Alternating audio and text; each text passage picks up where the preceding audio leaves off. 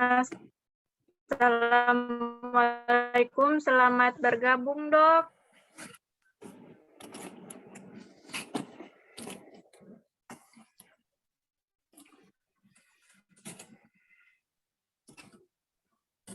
Nah, Dok, berhubung dan dosen dan PK mulai Moderator, jaringannya saya yang jelek atau moderatornya ya? Moderator, saya juga dengar putus-putus. Iya, Dok.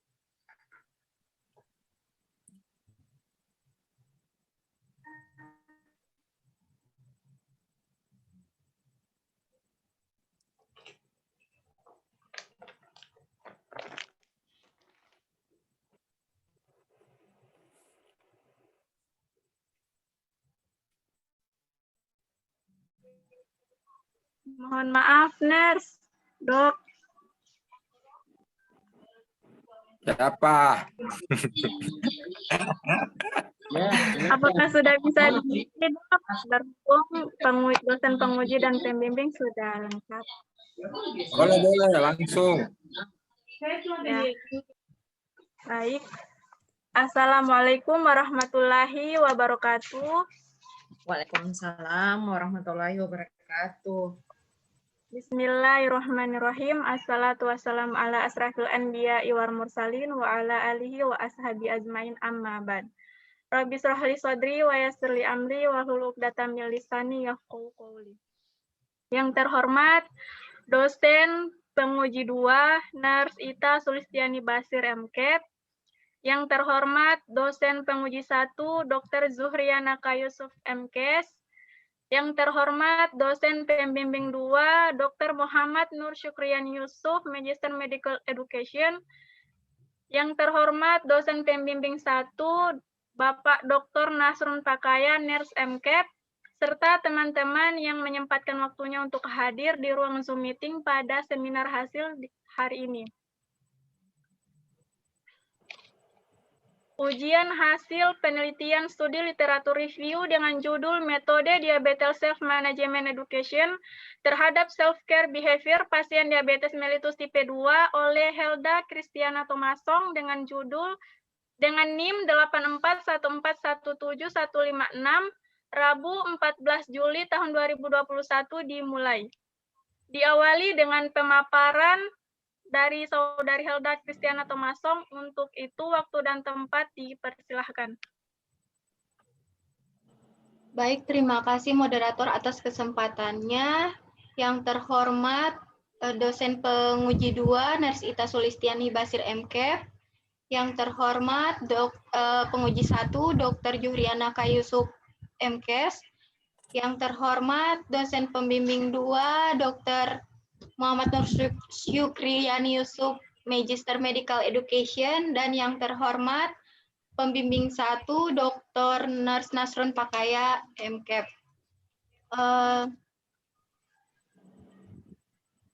Langsung saja, dan terima kasih teman-teman yang sudah hadir pada Zoom meeting kali ini. Langsung saja, untuk itu izinkan saya untuk memaparkan hasil dari analisis literatur saya yang berjudul Metode Diabetes Self-Management Education terhadap Self-Care Behavior Pasien Diabetes Mellitus Tipe 2. Jadi langsung saja di bagian bab 3 ini membahas tentang metode tinjauan literatur. Yang pertama itu jenis penelitian yang saya ambil yaitu literatur review dengan kriteria inklusi dan eksklusi yang saya sudah paparkan di kesempatan sebelumnya. Namun kriteria inklusi pada kali ini subjek peneliti pasien dengan diabetes mellitus tipe 2 dan menggunakan teks jurnal yang lengkap tanpa akses terbatas, menggunakan jurnal Indonesia maupun jurnal internasional, dan disesuaikan dengan PICO, yaitu P-nya itu pasien DM tipe 2, intervensinya DSME atau Diabetes Self-Management Education. Untuk komparasinya tidak ada perbandingan dan outcome-nya self-care behavior pasien meningkat. Dan jurnal yang digunakan dari tahun 2016 sampai 2020. Untuk eksklusinya yaitu hanya hanya merupakan ulasan atau opini dan perlu dilakukan telah critical appraisal lebih lanjut dengan uji GPI. Untuk framework-nya sendiri yaitu menggunakan PICO dengan keyword yaitu bahasa Indonesia, metode DSM-E, dan self-care behavior pada pasien DM tipe 2. Untuk bahasa Inggrisnya, Diabetes Self-Management Education or DSMA and self-care behavior in type 2 diabetes mellitus.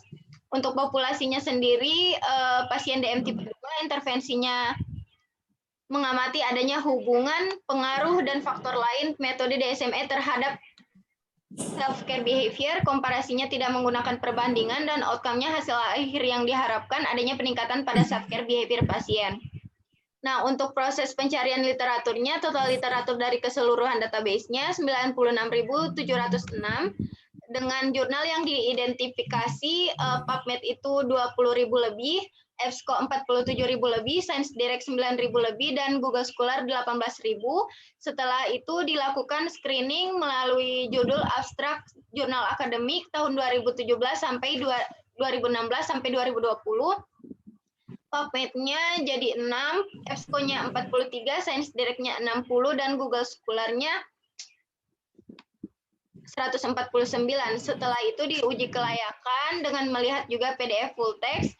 PubMed-nya 2, EBSCO-nya 5, Science Direct 14, dan Google Scholar 21. Setelah itu dilakukan literatur inklusi dan dilakukan uji GBI test. Didapatkan PubMed 2, EBSCO 1, Science Direct 1, dan Google Scholar 1. Jadi didapatkan hasil total literatur ada 6. Untuk bab 4, hasil dan analisis.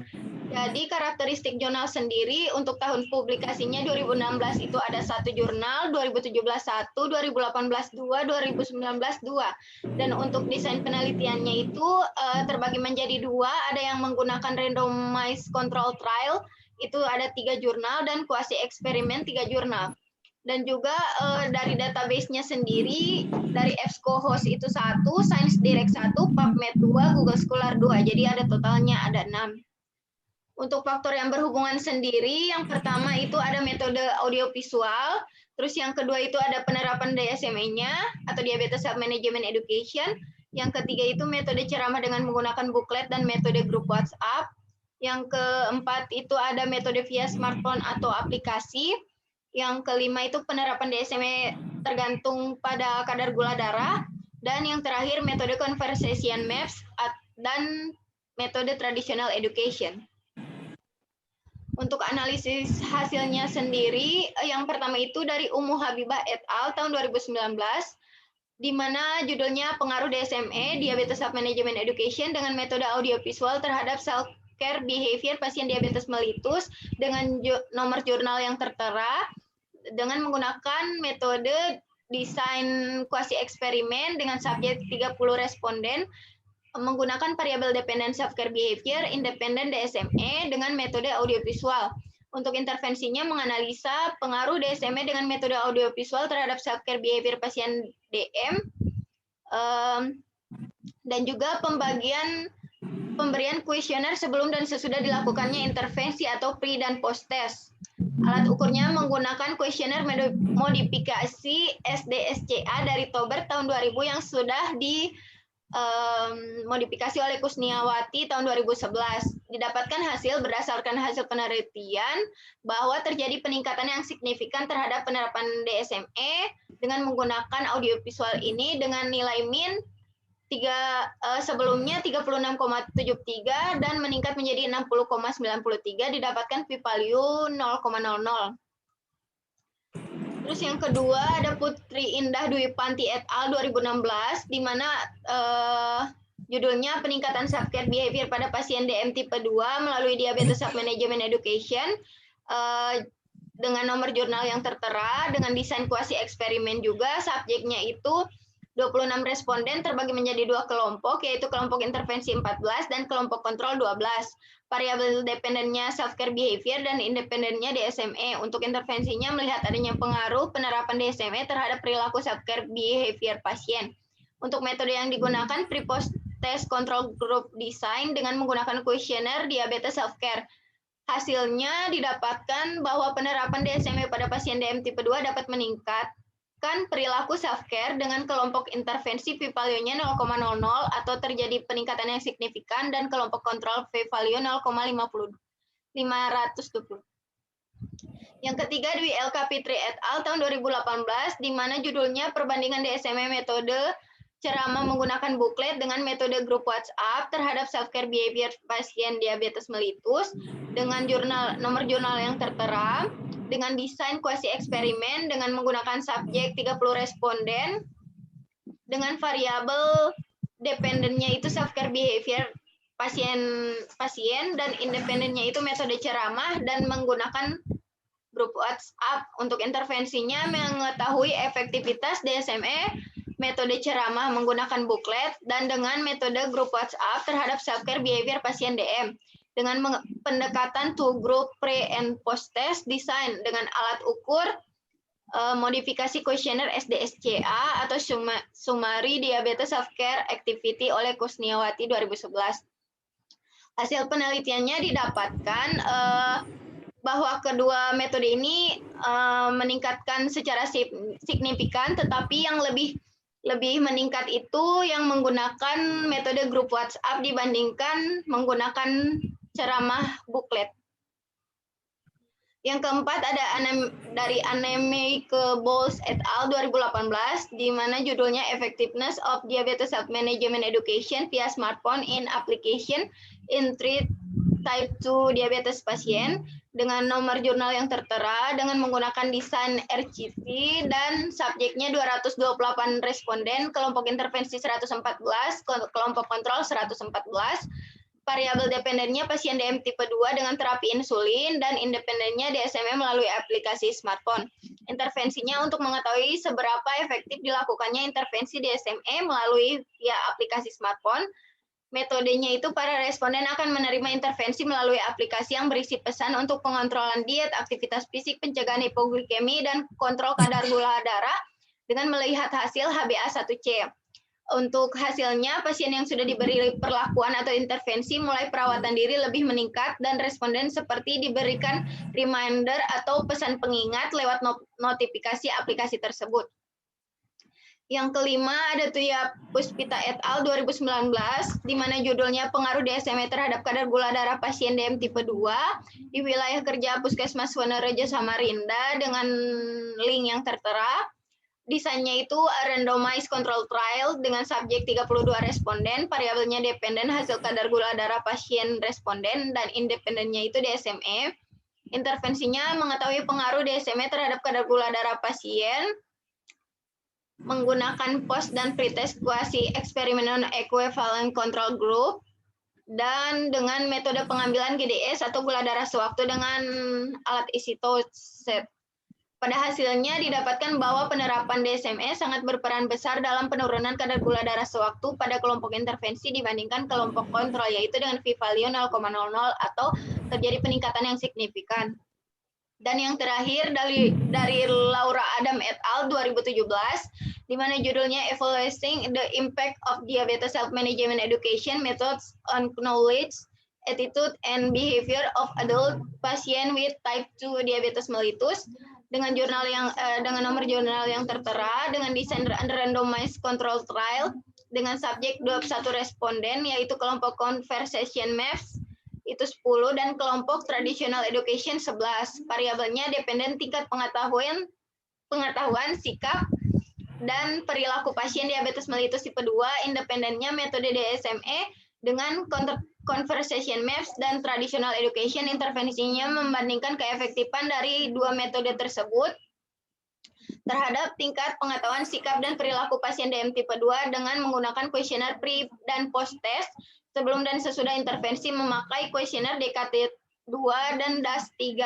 Hasil penelitian menunjukkan terdapat perbedaan yang signifikan dalam pengetahuan dan perubahan sikap diamati dari awal setelah 3 bulan. Kedua kelompok mengalami penurunan pada tingkat HbA1c, dan pada kelompok intervensi conversation maps progresnya lebih cepat dibandingkan dengan kelompok kontrol atau traditional education. Sekian, terima kasih. Itulah pemaparan dari hasil saya. Selanjutnya saya kembalikan kepada moderator. Itulah pemaparan dari analisis studi literatur Saudari Hilda Kristiana Thomasong. Selanjutnya kita masuk pada sesi tanya jawab ataupun masukan dari dosen pembimbing ataupun penguji. Yang pertama, kami persilahkan dan memberikan kesempatan kepada dosen penguji 2, Nurse Ita Sulistiani Basir MK. Untuk itu waktu dan tempatnya kami persilahkan. Ya, terima kasih moderator atas kesempatan yang diberikan kepada saya. Bismillahirrahmanirrahim. Assalamualaikum warahmatullahi wabarakatuh. Yang saya hormati Dewan Pembimbing dan Penguji Pembimbing 1, Bapak Dr. Nasrul Fakaya, Esket Nurse MKep, dan Pembimbing 2, Bapak Dr. Muhammad Nur Sukriani Yusuf MMed ED, dan Penguji 1, Ibu Dr. Suryana Kayus MKes, beserta Saudari Hilda. Selamat ya Dek, karena sudah sampai akhirnya ke tahap ujian proposal. Ya, Hilda, suaranya saya jelas? iya, Nurse. Oke, ya. Jadi Saudari Hilda dan moderator. Saya tadi sempat cari ada berapa orang di sini karena Hilda sempat, mungkin karena tegangnya teman-teman yang hadir dalam Zoom meeting kali ini, menyapa teman-teman yang hadir. Oke, Hilda, jadi Hilda ya. Oke, Hilda, jadi selamat karena sudah sampai ke tahap ujian hasil. Hilda, coba sampaikan dulu bagaimana Hilda melakukan penelitian ini, Dek. Untuk yang pertama itu, Nurse, saya menggunakan kata kunci yang tadi, yang di keyword bahasa Inggris dan bahasa Indonesia. Yang pertama itu untuk bahasa Indonesianya itu lebih ke yang di Google Scholar dengan di Science Direct. Kalau terus yang untuk EBSCO, yang ProQuest dan juga PubMed itu menggunakan keyword bahasa Inggris. Terus Setelah itu, Nurse, dilakukan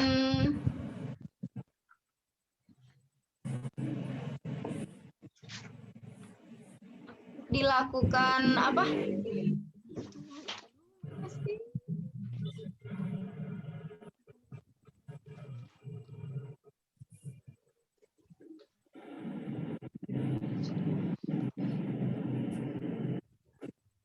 dilakukan apa, Dek?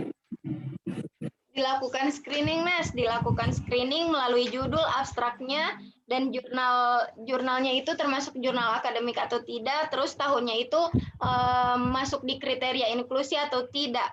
Nah, terus setelah dilakukan screening itu diuji kelayakannya, apakah PDF-nya itu full text atau ada akses terbatas. Terus juga dilakukan uji literatur inklusi yang termasuk di inklusi tadi, dan juga dilakukan uji GBI atau menggunakan GBI tools oleh Joanna Briggs Institute.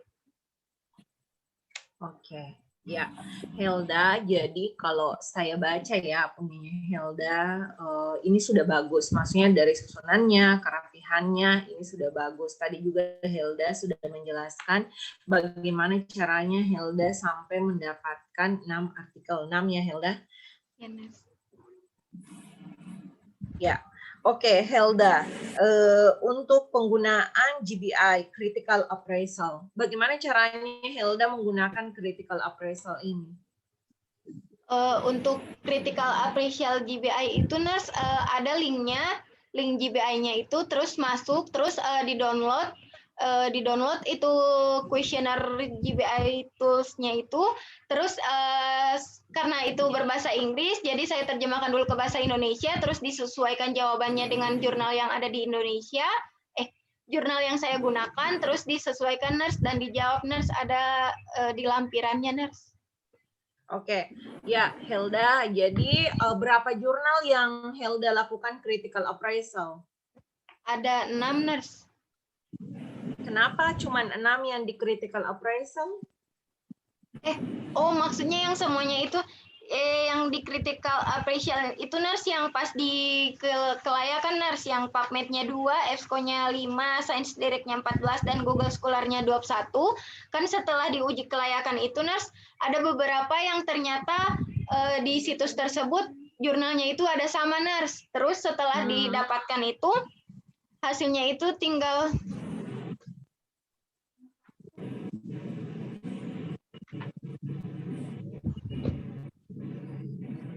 Tinggal 6. Ini ya 35 itu dong. nurse 6. sebelum 6 itu.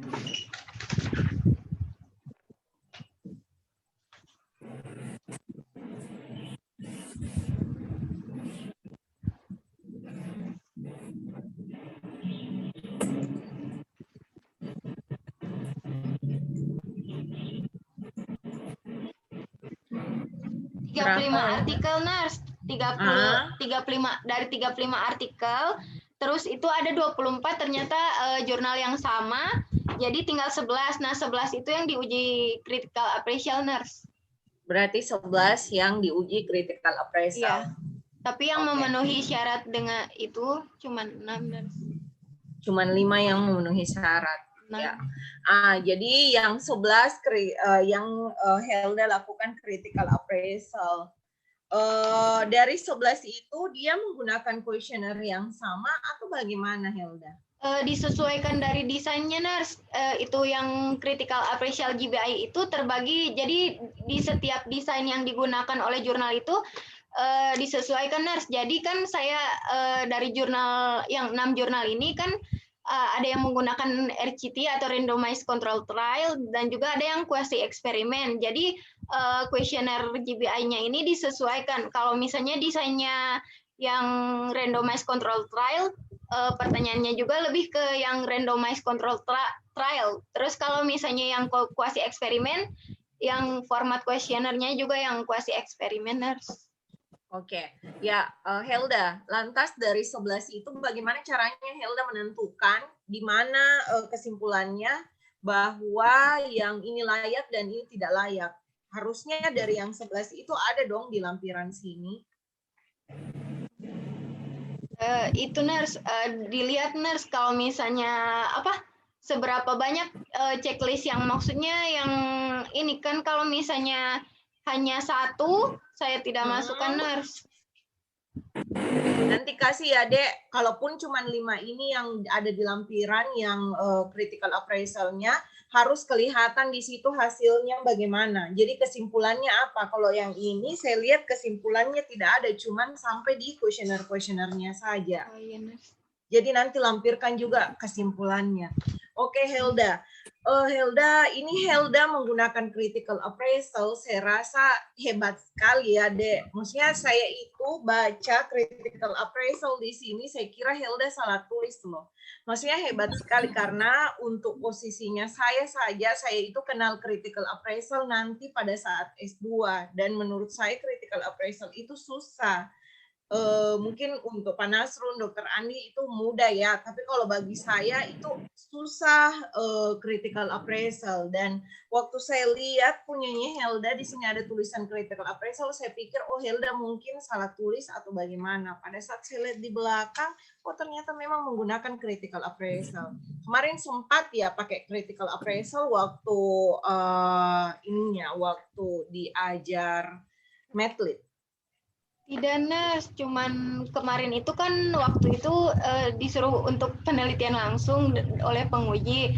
Terus Dokter Andi menyarankan kalau misalnya bisa pakai itu critical appraisal, coba-coba dulu, lihat-lihat itu contoh critical appraisal, terus coba.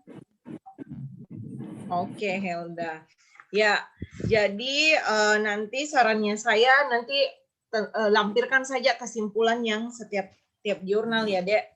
Terus Helda terkait dengan di bab 4 di sini Helda sudah menuliskan bagaimana hasil dan pembahasannya. Coba Helda lihat lagi buku panduan untuk literatur review supaya seragam dengan teman-teman yang sudah menyusun literatur review. Di situ itu dari yang Helda di sini karakteristik jurnal. Jadi lihat coba bagaimana penulisannya. seingat saya modelnya itu tidak kategori N sama persen begini. Jadi lihat di panduan. Begitupun dengan yang ini tabel 42-nya Helda, tidak seingat saya ya Helda, dan saya juga tadi sudah lihat di panduan tidak ada yang tabel semodel yang begini. Jadi yang ada itu tabel yang 43, itu pun tabel 43, nanti Helda sesuaikan dengan di panduan apa-apa saja poin-poin pada tabel tersebut.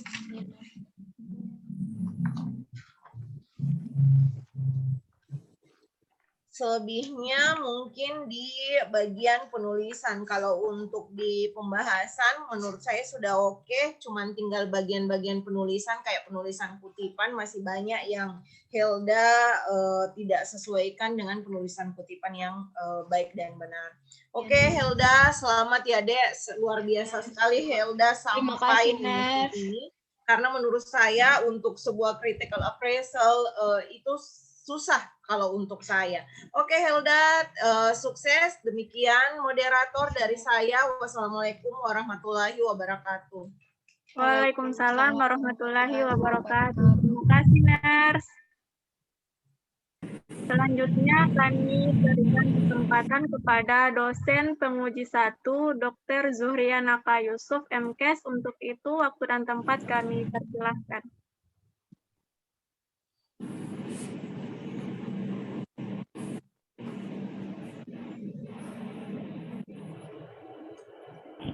Bismillahirrahmanirrahim. Assalamualaikum warahmatullahi wabarakatuh. Kedengaran suara saya?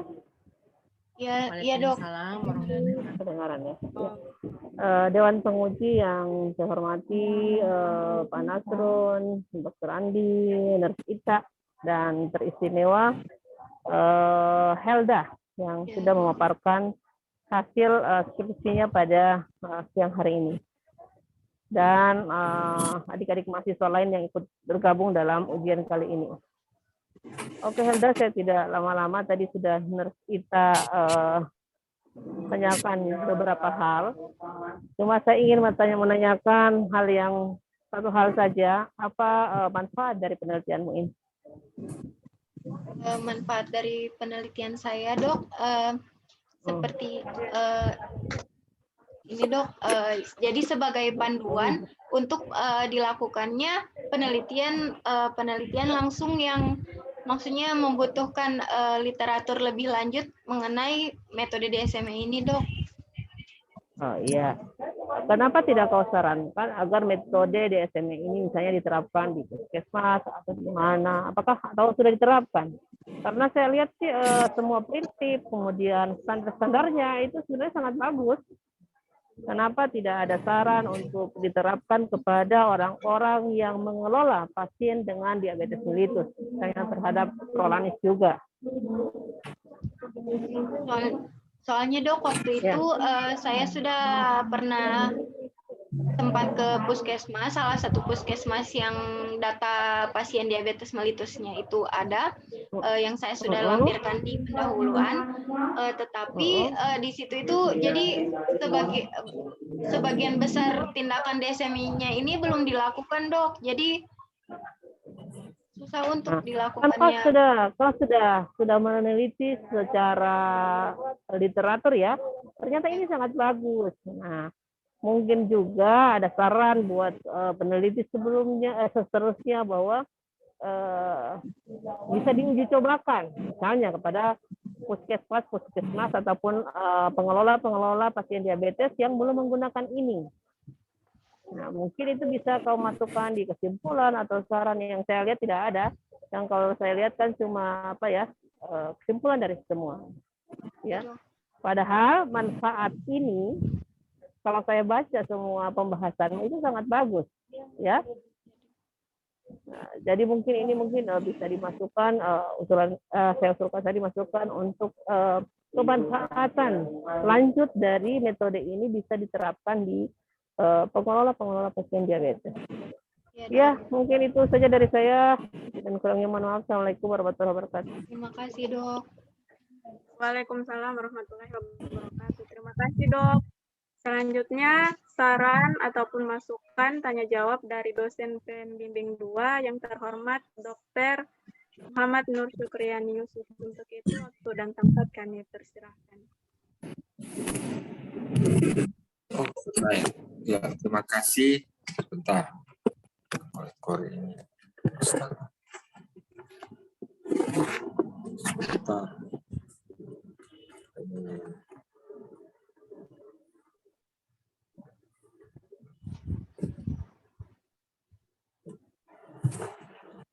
Assalamualaikum warahmatullahi wabarakatuh. Waalaikumsalam warahmatullahi Ya, wabarakatuh. terhormat penguji 1 dan penguji 2, Dr. Nunu dan Nurse Ita. Tuh, Nurse Ita tetap semangat, mungkin lagi sementara melaksanakan latsar ini, Nurse ya. Atau mungkin selesai. Masih sementara, Dok. Itu masih sementara, jadi untung beliau masih meluangkan waktunya untuk menguji Elda Tomasong. Kemudian untuk pembimbing 1 kami, Bapak Dr. Nasrul Pakaya, MCare, terima kasih sudah hadir. Teman-teman mahasiswa yang ikut serta dalam ujian hasil pada hari ini, terlebih untuk sudah terlambat, ya, tapi tidak masalah. Setidaknya Anda maju selangkah lebih inilah daripada sebelumnya. Dari saya sebenarnya tidak ada ini lagi, cuma untuk mengomentari saja. Jadi untuk Helda, Ya, Dok. bagaimana cara kau ini? Kan tadi dikatakan ada 11, kemudian akhirnya jadi 6.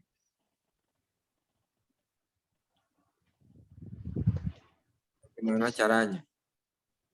Putus-putus tuh. Dari 11, Iya, akhirnya dapat 6. dari 11 dapat 6. Kak, untuk kritikal yang waktu itu, Dok, jadi saya kan setelah dilakukan uji GBI, terus ternyata ada beberapa jurnal yang tidak masuk di saya sudah tes kayak waktu lalu itu checklist, cuman hanya beberapa yang cuman 1 checklist, jadi saya eksklusikan jurnal yang tidak memenuhi ini tersebut.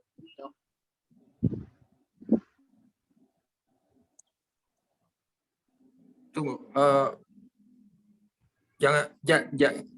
usahakan hindari menggunakan uji menggunakan, ini bukan menguji. Jadi critical appraisal itu Johan Briggs Institute GBI, ada juga macam-macam lain. Itu tools yang kita gunakan supaya memudahkan kita untuk memilah-milah mana yang satu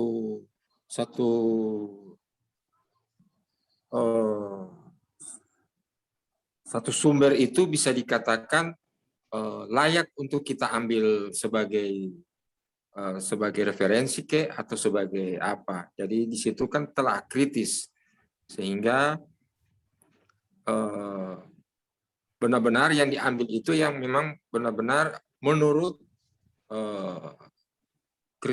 standar critical appraisal itu bisa digunakan sebagai referensi. Nah, untuk jurnal-jurnal yang berarti kan ada 6, berarti sisa 5 yang dikeluarkan. Nah, 5 itu masih ada untuk critical appraisalnya itu. Yang 5 itu masih ada critical appraisalnya. Tapi saya tidak sertakan, Dok, di lampiran. Tidak sertakan ya? Mungkin nanti kita lihat bersama-sama apakah kita masukkan di mana ya, mohon petunjuk dari pembimbing 1, apakah kita masukkan sebagai lampiran dan agar bisa kelihatan di situ bahwa Anda memang benar melakukan 11 critical appraisal sehingga akhirnya 5 itu tersingkir. Jadi memang kenapa itu harus critical appraisal, karena Anda sekarang harus sudah S1, dan critical appraisal itu sebenarnya memang merupakan satu syarat seseorang jika ingin mengambil sesuatu referensi. Itu DP kayak aturan tidak bagus sih, untuk agar menghindari seseorang mengambil referensi itu tidak asal-asal, tidak asal comot, sehingga para ini menciptakan tools-tools yang mempermudah orang untuk bisa menjadi standar untuk ini ternyata bagus karena sudah memenuhi poin-poin yang tertera pada tools tersebut. Kebetulan untuk Helda dia menggunakan GBI ya. GBI ya. Ya, Dok.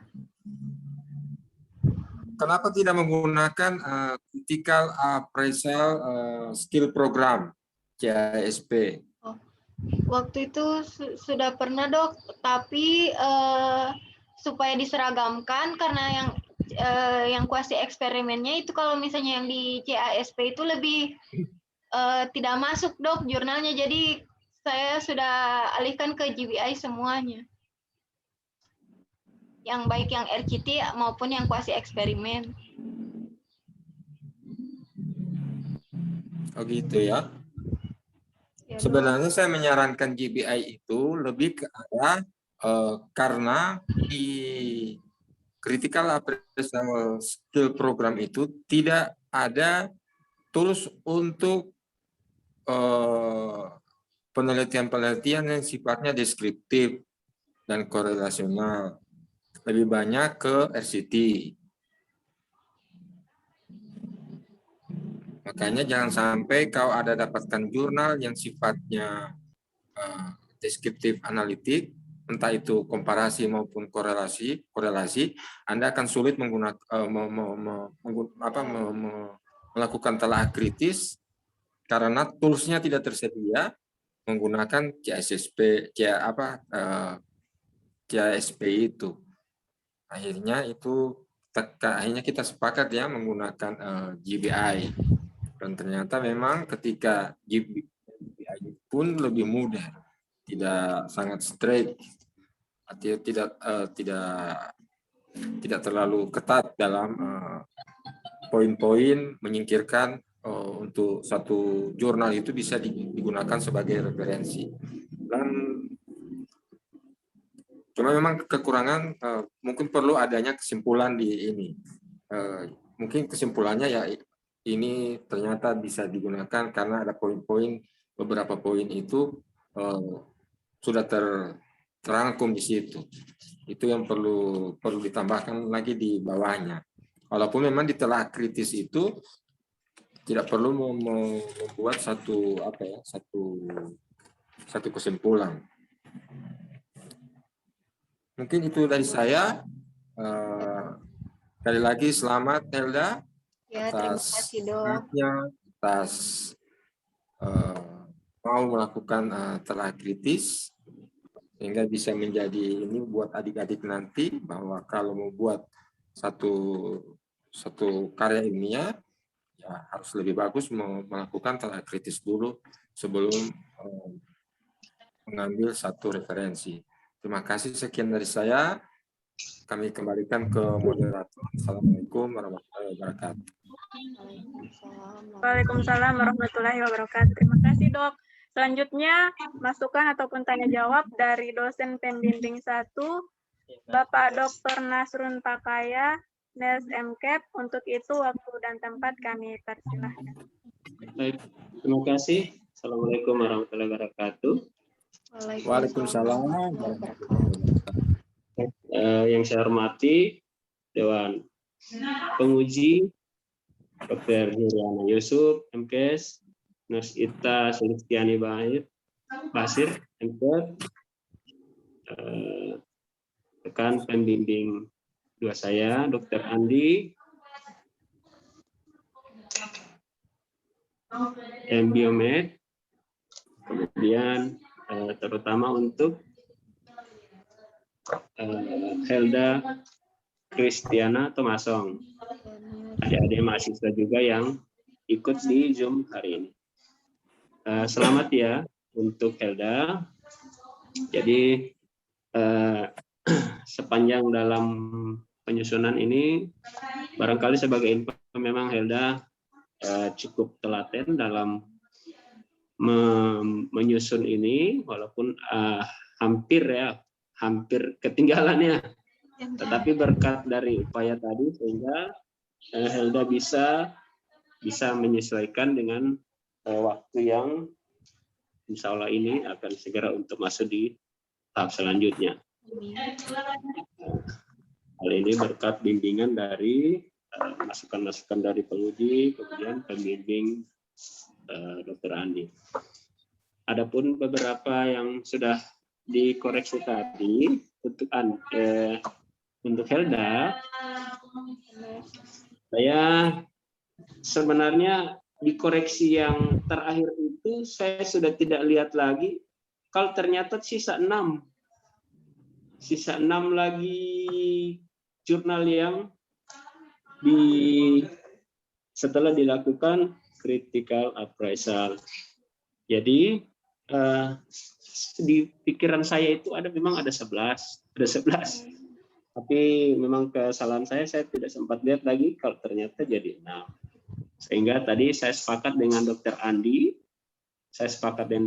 Kalau bisa yang 5 ini kita lihat kembali, ataupun kalau memang tidak bisa, ini boleh dimasukkan nanti di lampiran ini. Tetapi harapan saya, sebagaimana penjelasan kita dan kesepakatan dengan Helda kemarin, kita baiknya di atas 10 ya. Baiknya di atas 10 supaya penelitiannya lebih baik lagi. Karena ada beberapa syarat yang kita sudah sepakati bersama ya Helda. Ya, mulai dari tahun penerbitan jurnal, terus kemudian jurnal yang akan dilakukan critical appraisal dan seterusnya. Ini kita sudah sepakati ya. Tapi kemarin memang saya lost di bimbingan terakhir, saya tidak lihat ternyata jadinya 6. Nanti kita akan sama-sama setelah ini kita lihat lagi di mana sampai posisi dia harus tereksklusif dari jurnal yang sudah dimasukkan ini. Itu dari saya. Kemudian saya setuju dengan Dr. Nunu bahwa ini saran Anda baiknya masukkan, karena ini inti daripada literatur review itu adalah masukan ke depan nanti terkait dengan penerapan yang bisa dilakukan di maaf ada double ini ya. Saya matikan suara dulu.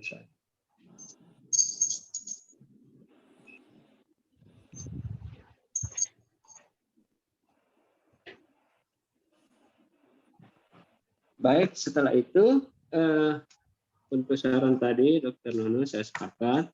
Berikut dengan yang Nurse Ita sampaikan tadi. Jadi memang Nurse Ita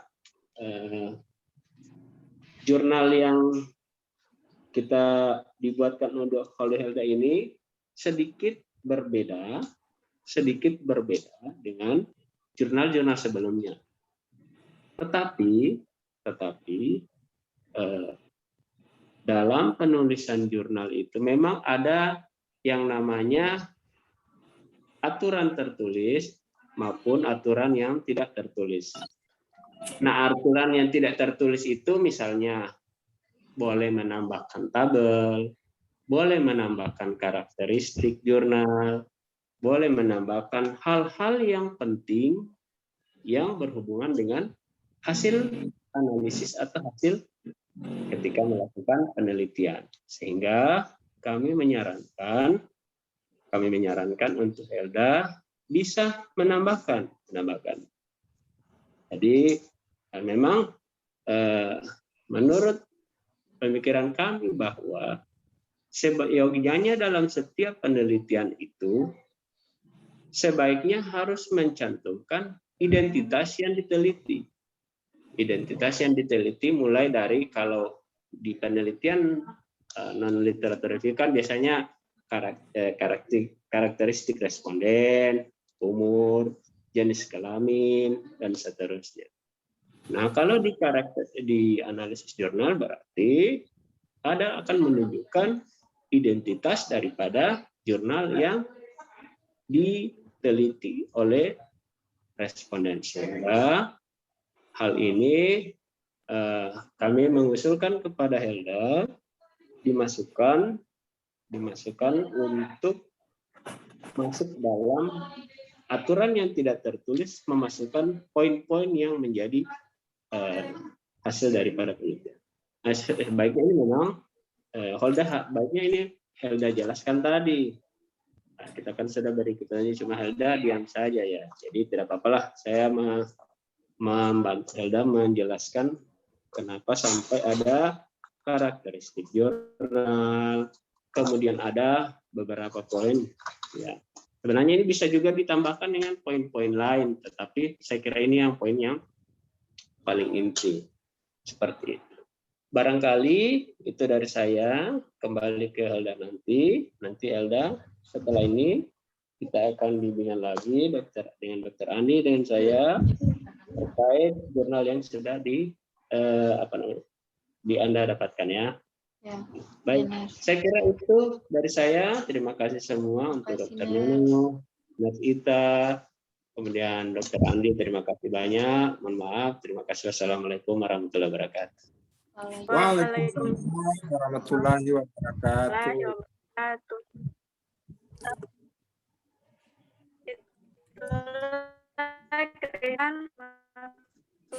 Dan uji, saya mengucapkan terima kasih banyak atas saran-saran yang membangun. Selanjutnya kita dengarkan sepatah dua kata dari Saudari Helda Kristiana Thomasong yang telah melakukan ujian hasil pada hari ini. Untuk itu waktu dan tempat kami persilahkan. Baik, terima kasih moderator atas kesempatannya. Pertama-tama saya ucapkan banyak terima kasih kepada Dewan Penguji dan serta Dewan Pembimbing yang telah memberikan saran dan masukan yang membangun untuk saya. Semoga saya bisa lebih baik lagi dari hari ini. Untuk itu, saya kembalikan lagi kepada moderator.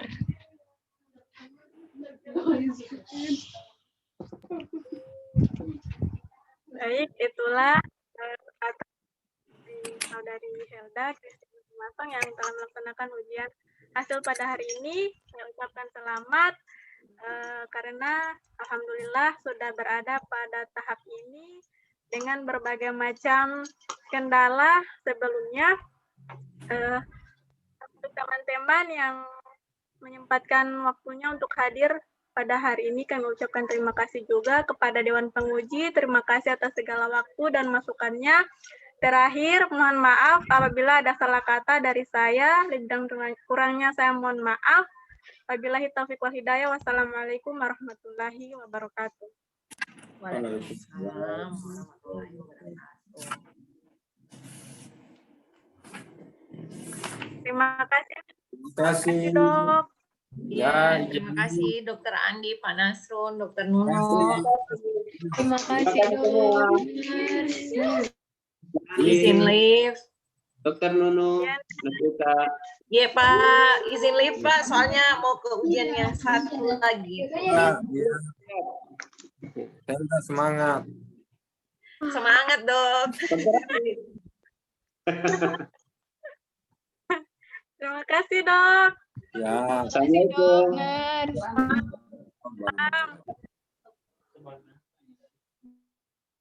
Izin live ya. Ya, Ners.